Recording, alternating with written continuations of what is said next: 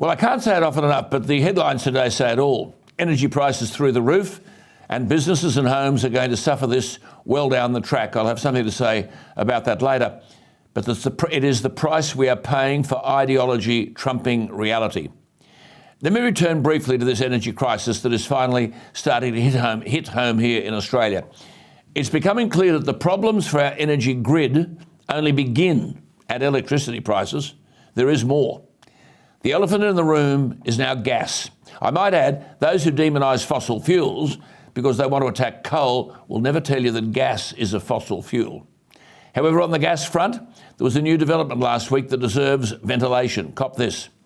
Australia's eastern states are on the verge of a critical gas shortage, even though we are the world's largest liquefied natural gas exporter. According to an August report by the ACCC, demand for gas will exceed supply by 56 petajoules on the East Coast next year. Meanwhile, the big gas companies like Shell have been exporting excess or uncontracted gas that could have been sold to the domestic market, to us, Australian businesses and households. Overall, the ACCC says exporters will take 57.6 petajoules of gas from the domestic market to sell overseas next year. Now, the average Australian home uses 32 gigajoules of gas, but a petajoule is 1 million gigajoules.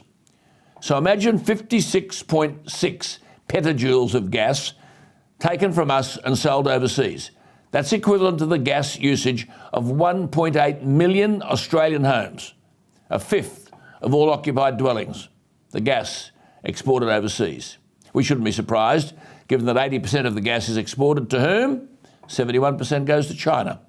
In other words, our gas producers are prioritising international buyers over the domestic market and exposing Australian consumers to volatile global prices that don't fairly account for our own abundance of gas. As a result, LNG prices have gone up almost tenfold since 2020, even though the cost of production has remained the same. Domestic gas prices have gone up by a similar amount, a key factor in why Australia lost 121,500 manufacturing jobs in the year to August. And although prices have come down slightly, they're still 500% higher than traditional prices and 300% higher than they were before the Ukraine war. Now, it doesn't have to be this way. Go 2,000 kilometres to the west and there's no rort. According to the Australian Financial Review, West Australia has become, quote, a low energy price paradise with the lowest natural gas prices in the OECD. Why? Well, Western Australia has a domestic gas reservation policy that forces gas companies to reserve 15% of the gas they produce for the people of WA. I've been arguing about this for years. The scheme has been so successful that Western Australia has a reserves to production ratio in excess of 100 years, which means this low energy price paradise, they've called it, will go on forever.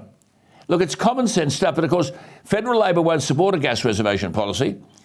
Instead of instituting a national gas reservation policy that will lower prices to the West Australian standard, Labor's just signed a deal with the gas companies that, quote, condemns more Australians to paying global spot gas prices that are already at unsustainable highs, unquote. That's according to the Executive Director of Manufacturing Australia, Ben Eadie.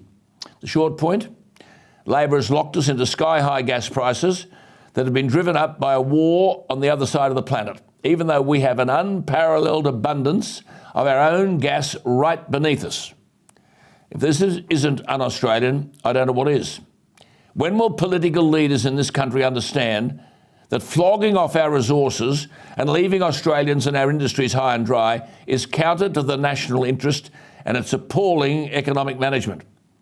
As I've said before, it's like net zero, another suicide note that our political class has signed without our consent and without thinking it through, let alone reading anything. But why would they? They know everything, don't they? Just ask them. They're called politicians who think they know everything.